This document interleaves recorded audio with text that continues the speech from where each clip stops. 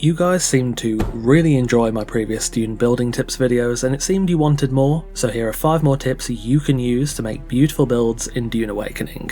Let's get into it. Firstly, forced snapping. Sometimes, especially if you use wedges, you can end up in this situation, where you know a wall should fit into that gap, but there's nothing for it to hold on to. With this tip, we can get around that quite easily. Use holograms to give virtual support to pieces that otherwise won't snap when they could take support from other pieces, then in this case build the top piece and remove the holograms underneath. You can tell if this will work, as the hologram will be more opaque if the piece you want to place is able to be placed, whereas it's more transparent if you're missing a snap point or stability.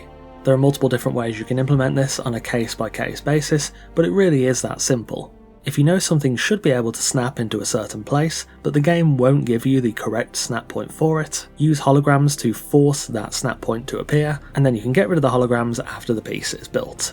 I used this trick a few times in my Chome Dome build, which is where I found out about this, and that build honestly would have been a lot more finicky without it. This is a real simple one, but it can save you some major headaches. Tip number 2 is creating vaulted ceilings. Whilst it can work sometimes, I think having the wall and floor intersection looking like this is, frankly, a bit boring. Far too flat in my view.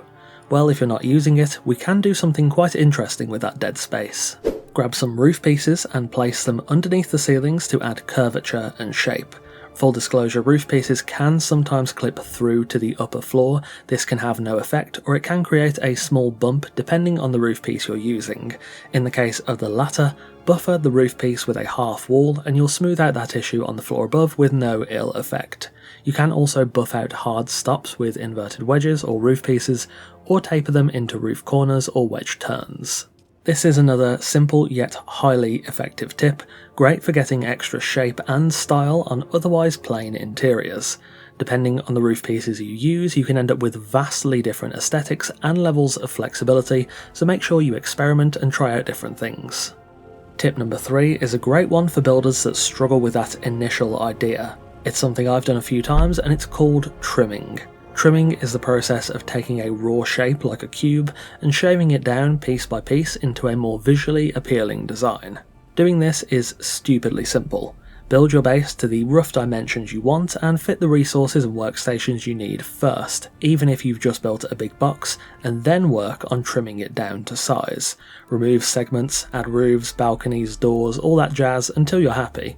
This is really good for new builders especially, as it eliminates the need to mentally plan for stations and facilities, as you can do all of it manually as you trim. Now don't get me wrong, some people will be able to build the design they want just from the ground up, but if you're struggling or you want to experiment and be more reactive than proactive with designing your base, give trimming a try. I think it works really well. Tip number 4 is a fairly recent addition from an update not too long ago, but it's one that might have slipped past some people, and that is corner pillars. This is probably the easiest tip on the list, so I won't spend too much time on it. Corner columns from every build set can now be placed between walls and other pieces, so you can use them to reinforce the core shapes of your build and frame the design, making the overall build look stronger and much more interesting. This works great in a whole variety of implementations, but not all corner pillars are equal. Atreides and Harkonnen are pretty great, though Chome's shelter and facility pillars are pretty weak in my view, though not without their uses. This is a nice simple tip, but it can add a good element of shape to your build, especially if you can contrast colours or frame specific segments. Lastly, Pentacubes. The ability to build a room solely from pentashields was a bug, and it was patched out a while ago, but someone has since found a way to replicate it in a completely safe way. Full disclosure, all credit goes to Nasty Nate 888 for this discovery, as that's where I actually learned this tip. To make a pentacube, it's simple. Place corner pillars and snap rounded inward floors at the top on the 3 exterior sides. This creates snap points on the top and bottom, allowing you to snap the pentashields to the underside of the floors and the floors below, creating a pentacube with minimal structural impediments.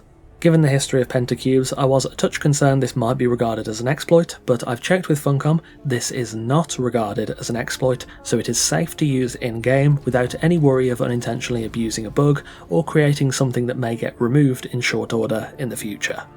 Pentacubes are a great way to make your hanger more accessible and just overall a bit nicer, and of course you can take it to the extreme and just make full pentashield bases if you want to. It's not necessarily to my tastes, but with this you have a lot of flexibility. And there we have it, 5 more building tips you can use in Dune Awakening. If I've missed any that you like, let me know in the comments, and if you guys want another set of building tips in the future, again, let me know. Thank you for watching. If you do enjoy my content, check out my Patreon where you can get videos early, amongst other perks. At the time of recording I have about 10-11 videos on Patreon that aren't yet out on YouTube. There's always more content coming too, and of course joining us on Patreon helps me and the channel out massively. I'll leave the link in the description, and on that note, a massive thanks to our wonderful esteemed coffee cultists for continuing to support the channel over on Patreon. Again, thank you for watching, take care, and I'll see you soon.